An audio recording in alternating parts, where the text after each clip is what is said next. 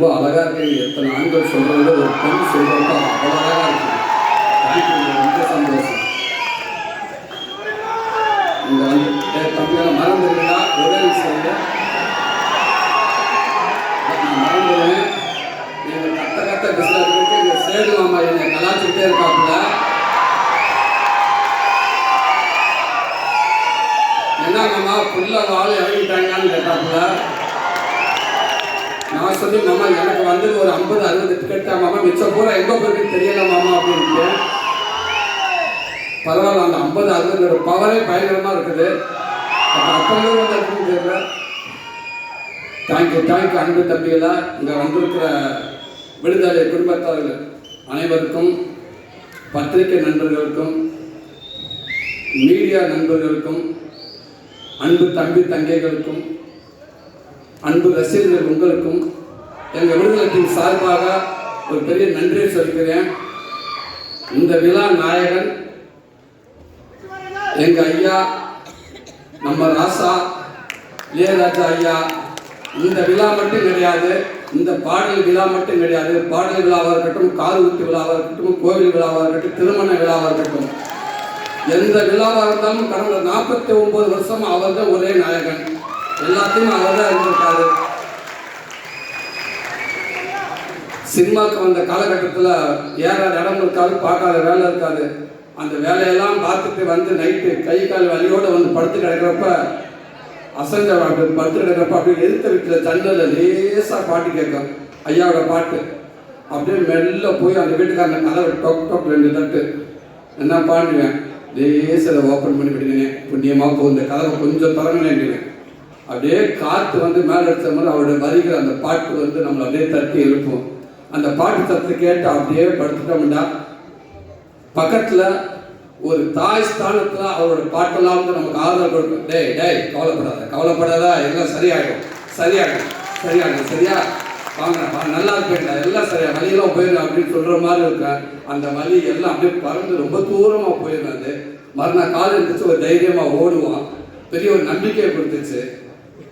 அப்படிப்பட்ட ஒரு மாபெரும் இசை கலைஞன், இசை கடவுள் அப்படின்னு சொல்லலாம். உலகத்தில் இசை மருத்துவர், தலை சிறந்த இசை மருத்துவர் சொல்லிக்கிட்டே போகிறோம். எவ்வளோ வார்த்தை சொன்னாலும் பொருந்தக்கூடிய ஒரே மனிதர் எங்கள் ஐயா அவர்கள் தான். நேற்று ஒரு ஈவினிங் போல் ஒரு ஃபோன் வந்துச்சு எனக்கு. ஒரு IPS அதிகாரி, ரொம்ப உயர் போஸ்டிங்கில் இருக்கக்கூடியவர். பார்த்து ஒரு 3 நிமிஷத்துக்கு காலையில் கால் பண்ணி தான் நான் ஈவினிங் ஒரு 5 மணிக்கு தான் நான் பார்த்தேன். பார்த்தோன்னு பருப்பு என்ன ஆச்சு ஏதாச்சும் எதுவும் பிரச்சனைன்னு சொல்லிட்டு பருப்பு, சார் வணக்கம் சார் நான் கவனிக்கிறேன் சார் சொல்லுங்கள் சார். என்னங்க அந்த மனுஷன் பாட்டு போட்டுருக்காரு, என்னங்க பாட்டு சார் சாண்டு இந்த தென்னந்தளம் பாட்டு கேட்டீங்க, எத்தனை தடவை நான் கேட்டேன்னு தெரியலைங்க. எனக்கு ஒன்று தொலைக்குதுங்க. அப்படி ஒரு பாட்டு கேட்டுட்டே இருக்குங்க. உலகத்தில் எல்லாத்துக்கும் ஒரு ஆப்ஷன் இருக்குங்க அந்தந்த காலகட்டத்தில். ஆனால் ஆப்ஷன் இல்லாத ஒரே ஆப்ஷன் இளையராஜா ஐயா மட்டும்தாங்க. அவருக்கு யாருமே கிடையாது, அவர் மட்டும்தாங்க அப்படின்னு சொல்லுவாங்க. ரொம்ப சந்தோஷமா இருக்குங்கய்யா. வாழ்க்கையில் மிகப்பெரிய பதிவு சமீபத்தில் எனக்கு நடந்துச்சு. ஒரு 10 நாளைக்கு முன்னாடி அந்த பாடல் வெளியிட்டு விழா அன்னைக்கு சாரோட ஆஃபீஸுக்கு போகிறப்ப நான் ஃபஸ்ட்லேயே வந்துட்டேன். அங்கே யார் இருக்கான்னு கேட்டேன். யாருமே இல்லை, இளையராஜா ஐயா மட்டும்தான் இருக்காங்க அப்படின்னு. ப்ரைவேட்டு டக்குன்னு வண்டி உரங்கிட்டு அப்படின்ட்டு வெயிட் பண்ணு, அதான் வந்ததுக்கப்புறம் போகலாம் அப்படின்ட்டு. சொக்கலிங்க பொங்கல் வாங்க போகிறாரு. சும்மா இருந்து அவர் மட்டும்தான் இருக்காரு. ஏன்னா அவர்கிட்ட போய் உட்காந்து பேசுறதுக்கு எனக்கெல்லாம் நம்மள ஒரு ஆளே இல்லை. இருந்தாலும் யாராவது வரட்டும் அப்படின்ட்டு பயத்திலே இருந்தேன். சீக்கிரம் வாங்க, சேது வந்துட்டார், பேசிகிட்டு இருக்காருன்னு சொன்னாங்க. உடனே வரா வண்டியா அப்படின்னு வேகமாக வந்து உட்காந்துருந்தேன். ஐயாவுக்கு ஆசீர்வாதம் பக்கத்தில் உட்காந்துருந்தேன். அடுத்து வெற்றிமாறன் வந்தார்.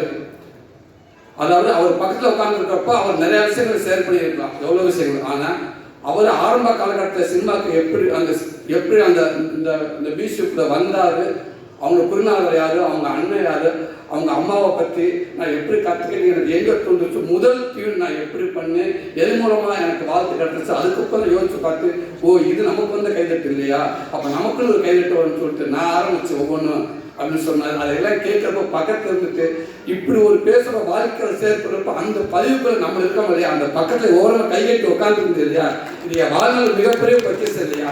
இது எனக்கு நான் மட்டும் இல்லை, என்னுடைய சந்ததிகள் எல்லாமே இதை பாதுகாக்க வேண்டிய ஒரு பதிவு இது. ரொம்ப ரொம்ப நன்றிங்கய்யா. அப்படி இருக்கப்ப உங்கள் வரிகளில் உங்களுடைய மியூசிக்கில் நான் ஒரு உருவமாக இருந்திருக்கேன்.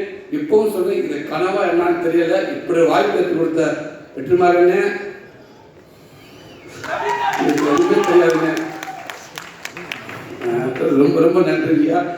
அடுத்து இங்கே ராஜ்மேன் சார், ஸோ உங்களோட ஒர்க் பண்ண ரொம்ப நன்றி சார். இந்த படத்தில் அவன் வில்லன்களாக வந்து கத்தி சத்தம் வந்து கத்தின்னு சொல்லுவாங்க, கண்ணு எதுவுமே இல்லாமல் ஒரு கொடூர வில்லன் அப்படின்னா படத்துக்குள்ள சொல்கிறேன், உங்களை மட்டும்தான் சொல்கிறேன் சார். அப்படி ஒரு பதிவாக இருக்குது அண்ணனோட இது. நீங்கள் பார்ப்பீங்க, அந்த விடுதலை ஒன்று பார்த்தீங்க இல்லையா, இப்போ விடுதலை 2ல் பார்ப்பீங்க. அவரோட அற்புதமான ஒரு ஆக்டிங்க. வாழ்த்துக்கள் உங்களோட உறுப்பினரில் ஜாய்க்கண்ணே, வழக்கம்பாங்க. நீங்கள் இருந்தாலும் நீங்கள் எல்லாருக்கும் உங்களுடைய பங்களிப்பு சினிமாவுக்குள்ள அதிகமாக எழுதிக்கிட்டே இருக்குங்க. ரொம்ப சந்தோஷம். உங்கள் வாழ்த்துக்கள் சேர்த்துனாங்க. உங்களுக்கும் வாழ்த்துக்கள்ங்க சார். நம்ம எல்லாம் ஒன்றாதான் இருந்தாலும் நான் நீங்கள் சீரியல் அடிப்படையில் சொல்லிட்டு ரொம்ப சந்தோஷம். உங்களுக்கு ஒர்க் பண்ணல அன்பு தம்பி கவின், நீங்கள் சொன்ன மாதிரி அந்த கேரளாவில் நீங்கள் கருணாசரன் நடிக்கிறப்ப நீ நடிச்சுட்டு இருந்தால், நானும் கேரளா ஃபஸ்ட்டு ஒரு மலையாளத்தை கூட்டி போயிட்டாங்க.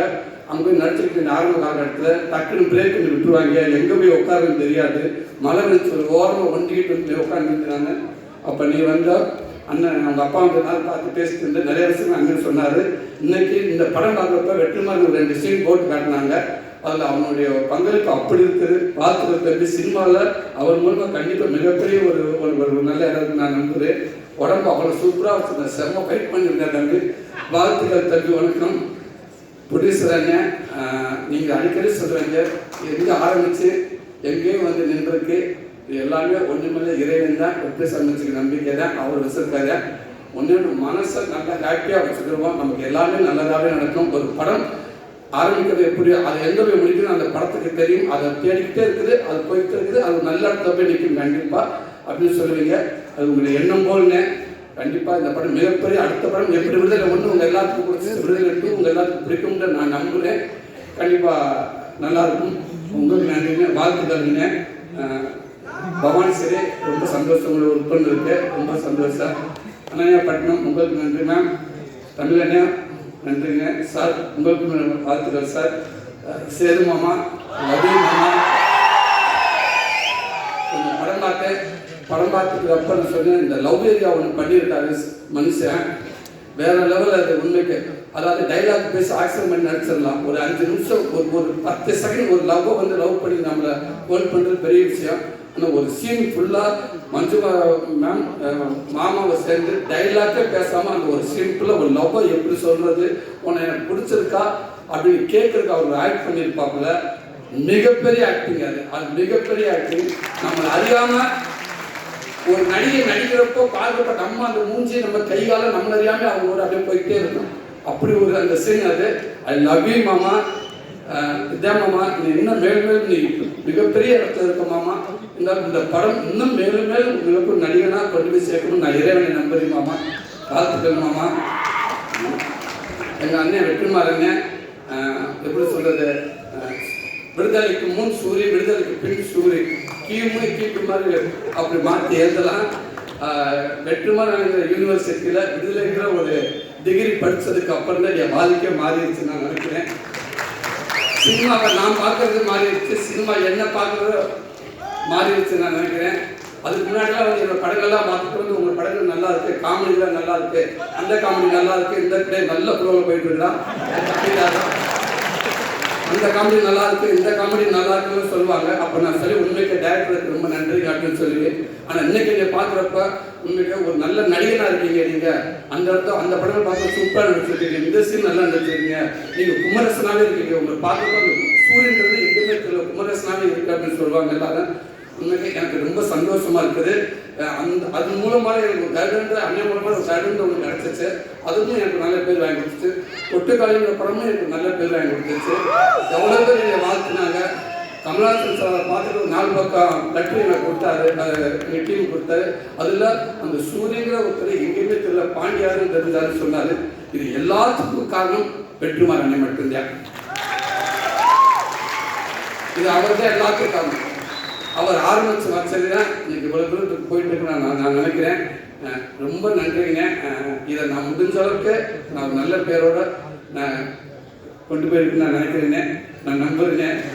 ரொம்ப ரொம்ப சந்தோஷங்க. Master master same to you master. உங்களுக்கு பீட்டர் மாஸ்டர் ரொம்ப நன்றி மாஸ்டர். அவளை கஷ்டத்தை ஒர்க் பண்ணிங்க, அவளை நான் கஷ்டப்பட்டேன். அதில் ஆமாம்மா, அந்த கிளைமேக்ஸில் ஒரு 15 நிமிஷம் என்னை ஏர்லேயே வச்சுருந்தீங்க. Thank you master. இந்த தரையில் என்னை படவே இல்லை. ஒரு இடத்துல கீழே காலெலாம் கிழிச்சு ஒரு 2 தையல் போட்டு, முதல் 4 தையல் போட்டாங்க. திருப்பி வந்து அப்புறம் திருப்பி அந்த தையல் துரிஞ்சு போச்சு. திருப்பி போனேன், திருப்பி 4 தையல் போட்டாங்க. திருப்பி வந்து திருப்பி புரிஞ்சிருச்சு. திரும்பி அங்கே போகலான்னு சொக்கலந்து கேட்குறப்ப சொக்கலன்னு சொன்னாங்க, அந்த டாக்டர் கொன்னே முடியாமல் சார், வேறு ஹாஸ்பிட்டலுக்கு போனோம் அப்படின்னாரு. திருப்பி அந்த டாக்டர் போனோம். அவர் அப்படியே பார்த்தாரு, என்ன விளையாடுறீங்களான்னு கேட்டார். இல்லைங்க கேட்கலான்னு பீட்டர் மாஸ்டருக்கு அவர்கிட்ட போய் கேளுங்க அப்படின்னு. இவ்வளோ வேறு உட்காந்துட்டு போய் ஹஸ்பண்ட் சொல்லிகிட்டே இருக்குது, தயவு செஞ்சு வீட்டுக்கு போனீங்கன்னு எதுவும் சொல்லிடுறாங்கன்னா எதுவும் சொல்ல வேணாம் அப்படின்னு சொல்லியிருந்து அதை மீறி ஃபோன் வந்துக்கிட்டே இருந்துச்சு. டேய் சுரேஷ் நீ எதுவும் சொல்லியா, நான் சொல்ல சார். டே நீ சொல்லியா, நான் சொல்ல. ஏன் அப்போ ஃபோன் மாற்றி மாற்றி அடிச்சுட்டு இருக்கா? அவங்க சொல்லவே இல்லை சார். ஃபோன் வந்துச்சு சார், திருப்பி ஃபோன் வருது கொடு. என்னம்மா ஏன் அப்படி பண்ணுறீங்க, சொல்லவே மாட்டேங்கிறாங்க. நான் தான் சொல்ல நான் சொல்லியிருந்தேன். உனக்கு எப்படி தெரியும்? அந்த பக்கத்தில் இருக்கிறாங்க சொன்னாங்க. அவங்களுக்கு எப்படி தெரியும்? அவங்க தானே சொன்னாங்க, கொடைக்கானலில் மலை பூண்டு கிலோ வந்து 150 ரூபாயாங்க, தக்காளி 200 ரூபாயாங்க, சின்ன வெங்காயம் இருக்கு, அந்த கொம்பு தேன் இல்லை அதெல்லாம் வாங்கிட்டு வாங்கிட்டாங்க. கொம்பு தேன் சிம்பு தேன் ஒன்று கொண்டே முடியும். இங்கே நான் இருப்பேன்னா கால் வந்து ஒட்ட வச்சுக்கிட்டு இருக்கிறேன். கொம்பு தேன் மலை பூண்டை வை அப்படின்னு இதுதாங்க எங்கள் வீட்டில் தெரியும். இதுதான் வாழ்க்கை முடிஞ்சு வச்சு. ஸோ அப்படி ஒரு பெரிய நினைவுகளை கொடுத்துக்கிட்டு இருக்கீங்க மாஸ்டர். அடுத்தது ஒரு ஒர்க் பண்ணிட்டு நினைக்கிறேன் மாஸ்டர்.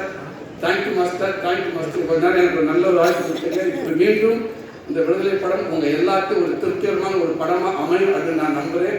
இங்கே வந்து அத்தனை பேருக்கும் நன்றி. தேங்க்யூ.